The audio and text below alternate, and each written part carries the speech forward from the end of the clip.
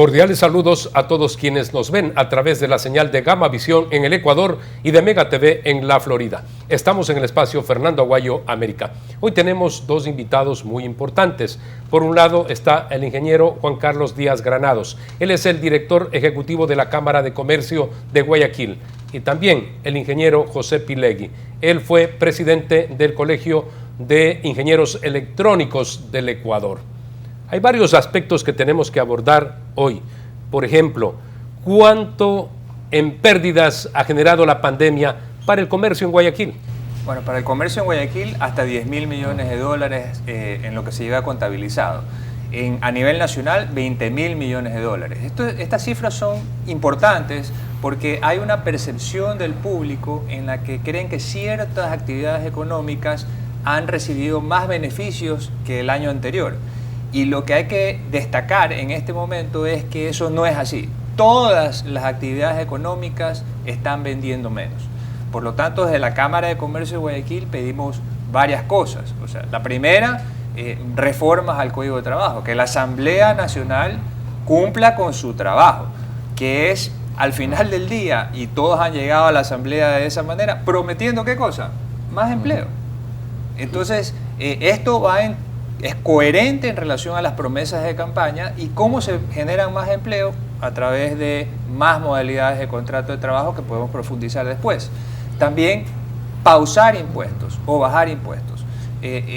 Los demás gobiernos del mundo están inyectando dinero en la economía. En el Ecuador han habido varios intentos para retirar dinero de la economía y así sucesivamente. Y estamos hablando de países, no solamente del primer mundo, de Europa a los Estados Unidos o países asiáticos. En países latinoamericanos, igualmente, los gobiernos lo que han hecho es ayudar a las empresas y a las personas. Ingeniero Pilegui, ¿cómo podría ayudar, por ejemplo, una reducción de la tarifa eléctrica en un país que invirtió, que gastó tanto para construir hidroeléctricas? ¿Cómo se puede ayudar para recuperar la economía del país bajando, por ejemplo, las tarifas? El problema de las tarifas no es nuevo, es un problema que viene de los últimos 10 años por un pliego tarifario discriminatorio y aparte de eso con una alta carga ideológica. Se estableció un pliego para tratar de que los que más consumen, que sobre todo son los residenciales de la costa, paguen mucho más que el resto del país. Y eso no está bien, eso es un trato discriminatorio, por un lado. Por otro lado, se llegan a tarifas que llegan en los topes superiores hasta 67 centavos por cada kilovatio hora, casi el 50% de lo que costaba hasta hace poco un galón de gasolina extra. Eso es absurdo en ninguna parte del mundo. Y entonces esos saltos son los que han producido en esta última pandemia, por el aumento del consumo, que la gente comience a aparecer con unas planillas extravagantemente altas. Y hay el reclamo. El gobierno ha dicho, vamos a poner en 10.5 centavos el kilovatio el consumo residencial, indistintamente de la categoría en la que se encuentre, y con esa manera aplacar un poco. Hay que esperar que lo haga porque el impacto es muy fuerte en la economía, sobre todo del ciudadano de a pie. Para efectos de la producción, del comercio, de la empresa, sería fantástico que se concrete esa reducción de tarifas, porque ha habido algunas iniciativas, pero estas no han generado los resultados que todos deseamos. Es una oportunidad para hacer cambios que nos vuelvan nos conviertan como país en un mercado mucho más competitivo y productivo. Guayaquil tiene una oportunidad de convertirse en un clúster para poder atraer todos los talentos e inversiones a nivel mundial en este momento. Por eso es que estamos conversando desde la Cámara de Comercio de Guayaquil con el municipio de Guayaquil para lograr ese objetivo.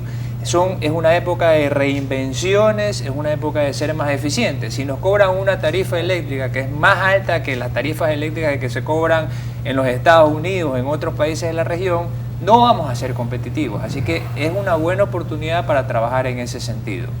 Es que no son palabras cuando se dice que en Estados Unidos cuesta menos una planilla eléctrica que en el Ecuador. Eso es una realidad. Peor aún cuando usted expresa que se llega hasta 65 centavos de dólar por un kilovatio hora. 67, Fernando. Y eso es terrible porque realmente impacta al bolsillo y es impagable.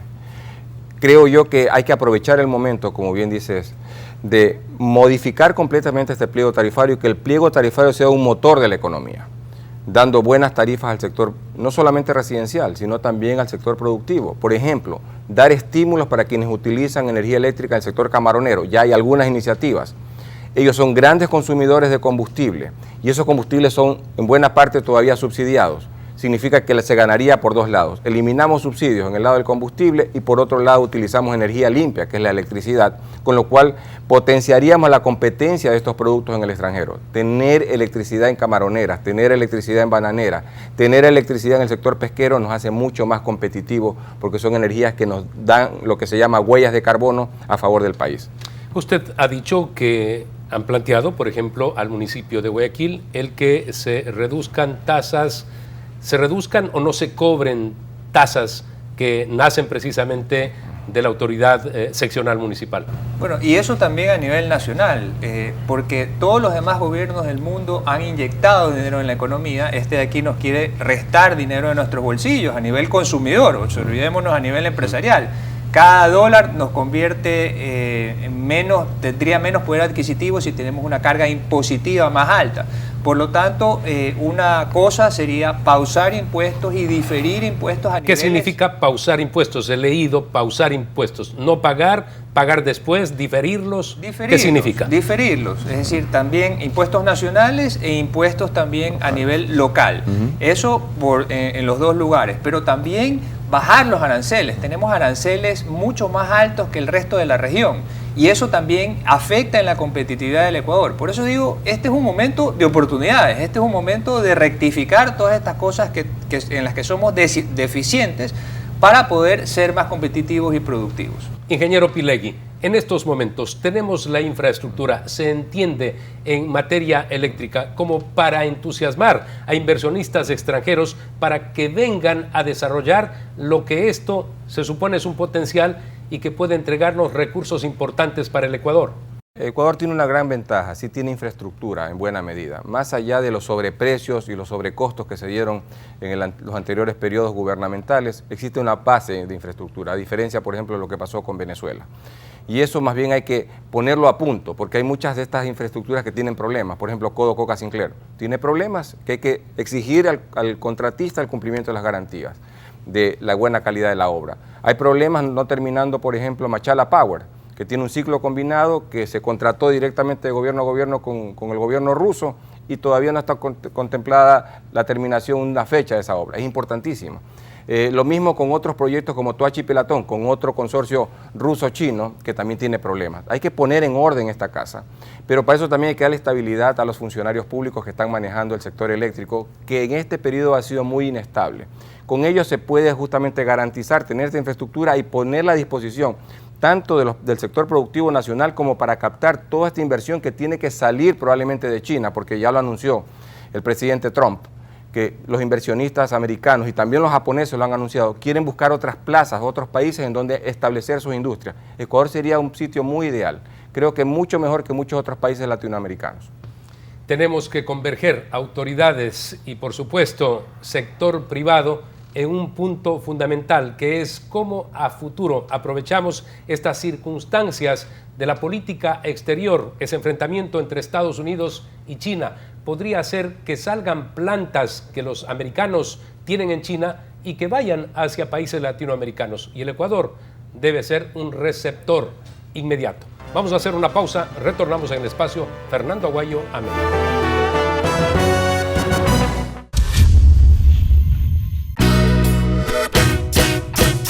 Guayaquil es la puerta de entrada a Ecuador y a las Islas Galápagos. Una ciudad que brilla, llena de arte, música y entretenimiento. Aquí la aventura se expresa en todas sus formas, desde paseos por el río y sus malecones hasta conciertos al aire libre y vista panorámica de la ciudad desde La Perla. Y en la noche la diversión no se detiene, con diversas actividades para todos. Porque en Guayaquil una experiencia vale más que 1000 imágenes. Este programa es auspiciado también por el Aeropuerto de Guayaquil y ha sido premiado en los últimos años por su excelente servicio y además por su moderna infraestructura. En UTEC creemos que el futuro está en manos de nuestros estudiantes y agregar valor a sus vidas está en las nuestras. Con una educación práctica y moderna, creando experiencias únicas, formando líderes y sobre todo que disfruten el camino. Los invito a la UTEC. porque el éxito es el resultado de hacer lo que te apasiona. Despierta tu pasión y descubre tu mejor versión. UTEC, poder lograr.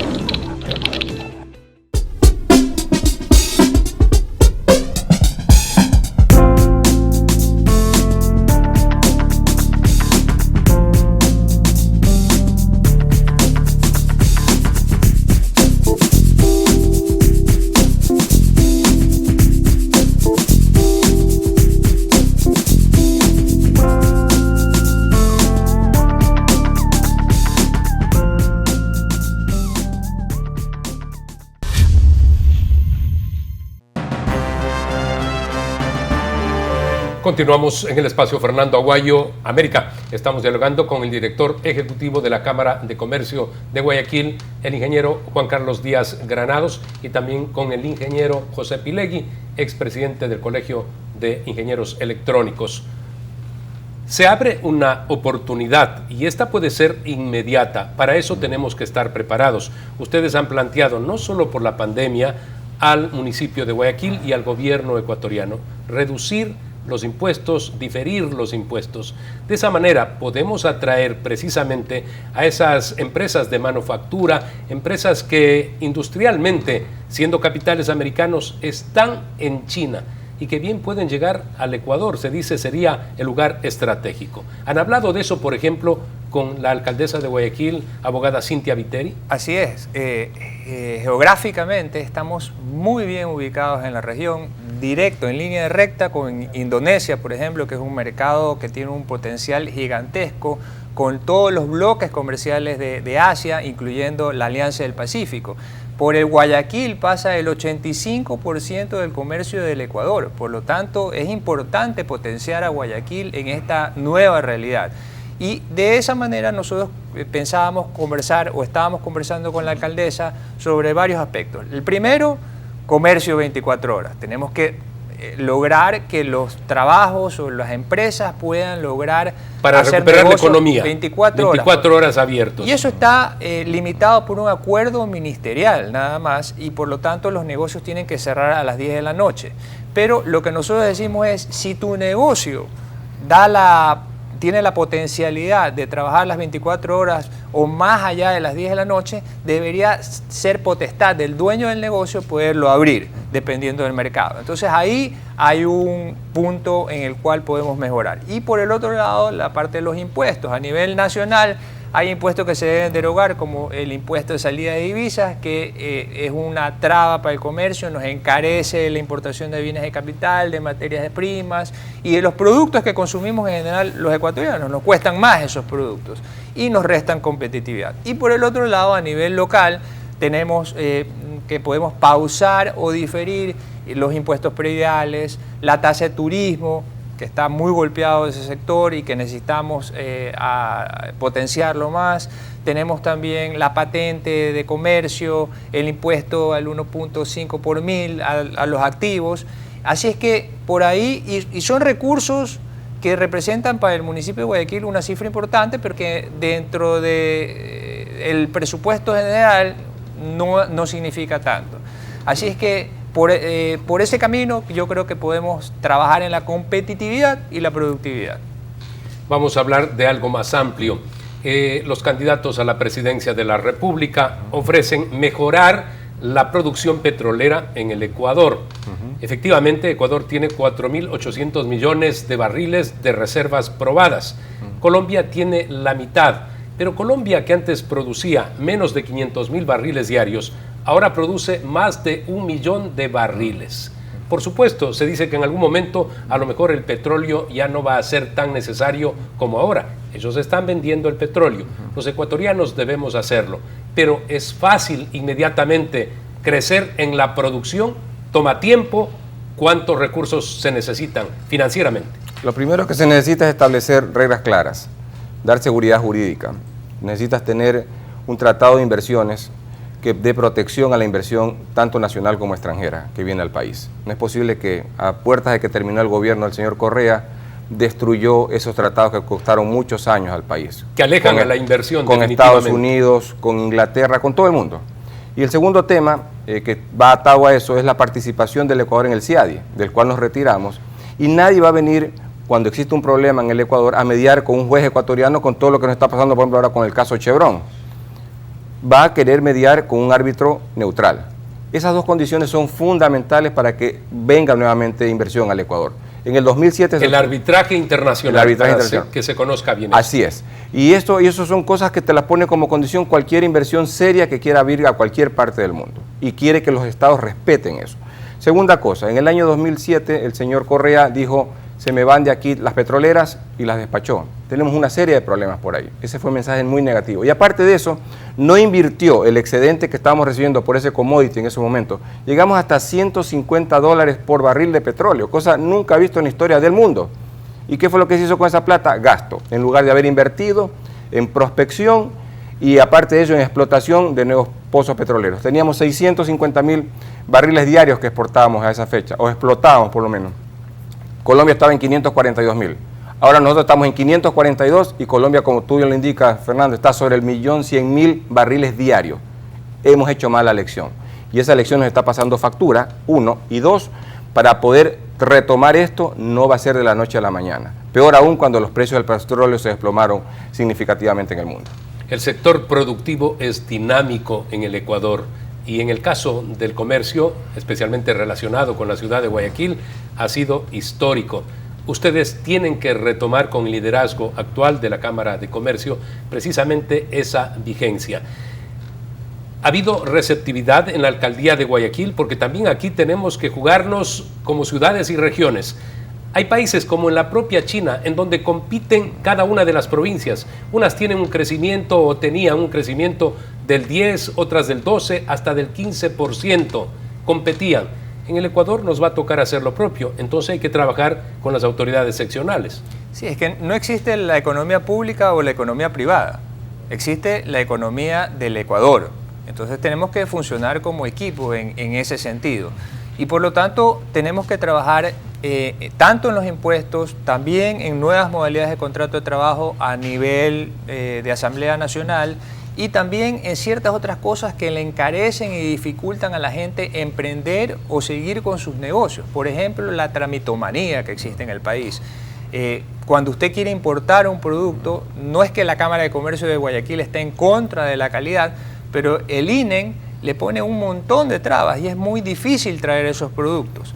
Y nosotros no vemos por qué no se pueden homologar a normas internacionales que todo el resto de los países acepta, pero aquí nos inventamos normas que a veces son literalmente imposibles de cumplir. Por lo tanto, debemos ser más eficientes en eso. La agencia, la ARCSA también dificulta mucho la importación, por ejemplo, de productos de salud, que fueron tan necesarios hasta hace muy poco y que van a seguir siendo necesarios en el futuro para diversas cosas. Por lo tanto, tenemos que también trabajar en eso, la tramitomanía, porque la gente a veces ve como que son compañías grandes de las que estamos hablando, pero el 90% de las empresas del Ecuador y del mundo son familiares, empresas pequeñas en las que una persona es el que hace la importación, una persona es la que hace la atención al cliente, una persona es la que va al banco, es la misma persona. Tienes que facilitarle la vida a esos negocios para poder generar un círculo virtuoso de más empleo y más tributos por volumen de transacción.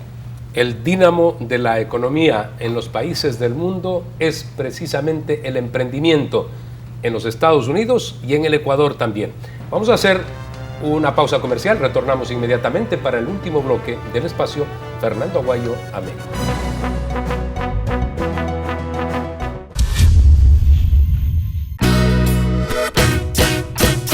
Guayaquil es la puerta de entrada a Ecuador y a las Islas Galápagos. Una ciudad que brilla, llena de arte, música y entretenimiento.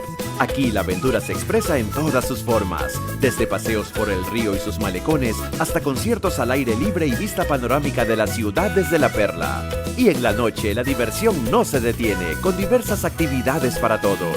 Porque en Guayaquil una experiencia vale más que 1000 imágenes. Este programa es auspiciado también por el Aeropuerto de Guayaquil y ha sido premiado en los últimos años por su excelente servicio y además por su moderna infraestructura. En UTEC creemos que el futuro está en manos de nuestros estudiantes.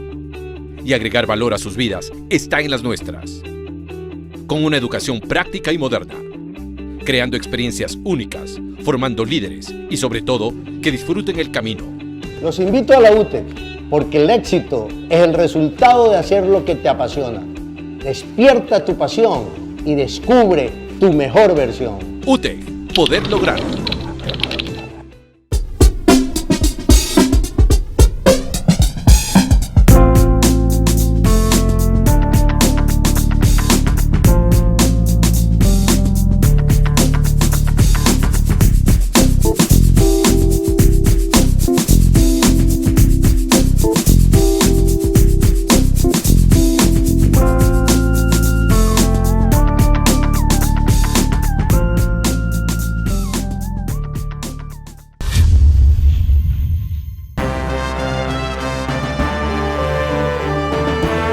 Hay que transferir experiencias, hay que recoger lo que mejor hacen otros países. Por ejemplo, en el campo petrolero, Colombia.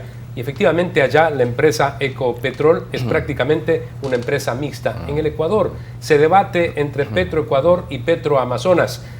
Definitivamente la exploración, la explotación, la producción, el transporte, la refinación y la comercialización debe estar centrado en una sola institución, una institución que establezca las políticas del negocio petrolero.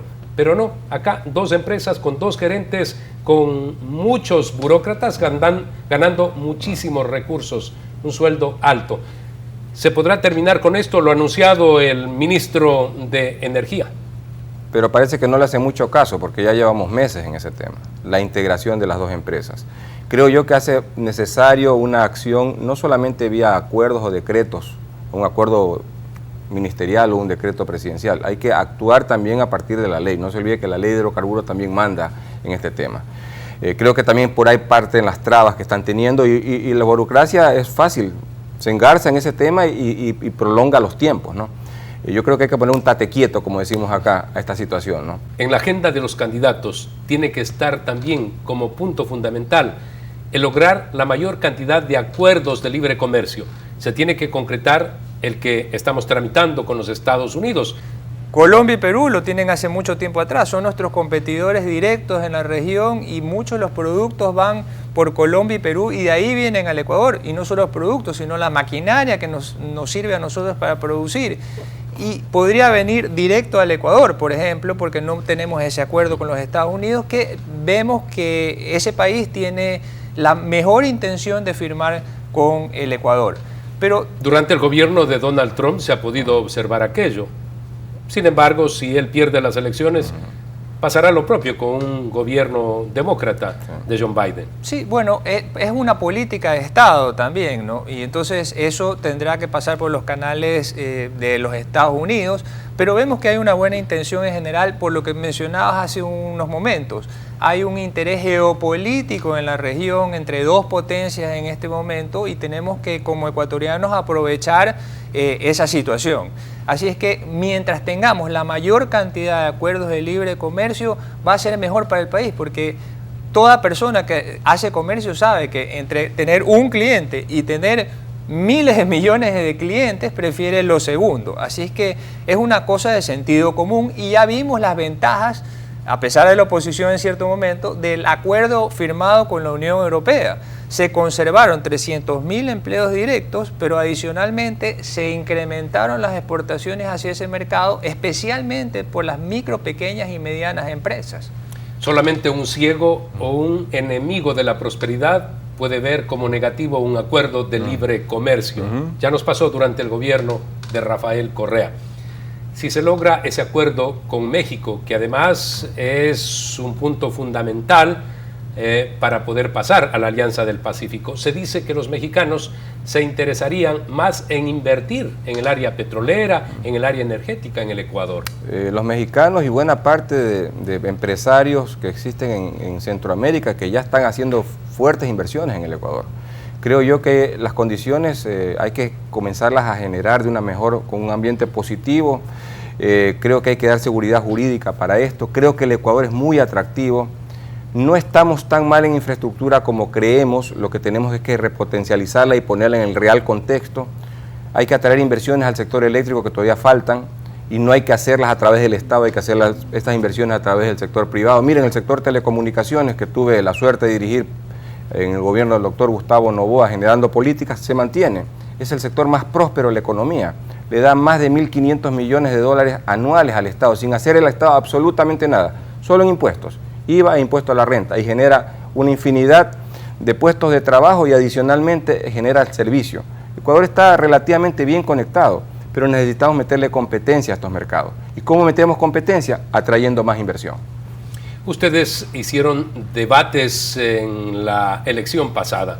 ¿Van a proponer para esta también? Sí, la Cámara de Comercio de Guayaquil tiene una tradición de organización de debates presidenciales y en los años anteriores también hicimos debates para candidatos a alcaldía y candidatos a la prefectura. En enero del 2021 vamos a organizar 2 debates, uno para la primera vuelta presidencial y otro para la segunda vuelta. Después de la segunda vuelta también vamos a organizar otro debate, porque son fundamentales todos estos temas, pero enfocados desde el punto de vista de la productividad y competitividad. Ahora, nosotros no tenemos el monopolio de los debates, y eso es bueno porque cada uno desde el sector que quiera va a poder pedir los debates con las ideas y preguntas que considera adecuado. Usted hablaba de seguridad jurídica, pero para el futuro del Ecuador, si seguimos con una carga ideológica tan fuerte como la presencia del socialismo del siglo XXI, entonces cualquier intento, deseo y anhelo va a ser pues frustrado. Ya en la actualidad, la institucionalidad que quedó establecida a partir de la Constitución de Montecristi y todo el andamiaje legal todavía está plenamente vigente. Eso hay que desmontarlo. Eso hay que desmontarlo en buena medida y comenzar a generar espacios. Por ejemplo, desmontar el famoso impuesto a la salida de divisas. Eso es un desestimulante. Claro, la economía no lo permite ahorita, pero hay que hacer un plan serio de 2, 3, 4, 5 años y salir esto. ¿Para qué? Para que permita que el que invierte tenga la seguridad que no tiene un sobrecosto en lo que está invirtiendo. El importador tiene un sobrecosto, el exportador también tiene sobrecostos en esto. Y así sucesivamente en muchas otras áreas podemos verlo, Fernando. Yo creo que el país es viable, a veces lo creemos inviable, mucha gente habla de una manera muy negativa. Yo creo que el país es viable, pero tenemos que también partir de la certeza de los males de los que adolecemos, para sobre eso en conjunto armar una estrategia país de largo plazo, tanto en el frente interno como en el frente externo. El país tiene que abrirse al mundo, es la única vía. Y el camino, la agroindustria. Definitivamente, y les quiero agradecer a ustedes por haber estado en el programa el día de hoy, muy positivo, constructivo por supuesto, porque ya estamos cansados de diagnósticos, tenemos que decirle a nuestra gente cómo vamos a salir de esta crisis, generarle estímulos y optimismo. Amigos, nos volveremos a ver la próxima semana en Fernando Aguayo América a través de Gama Visión en el Ecuador y de Mega TV en la Florida. Muchas gracias a los dos. Okay.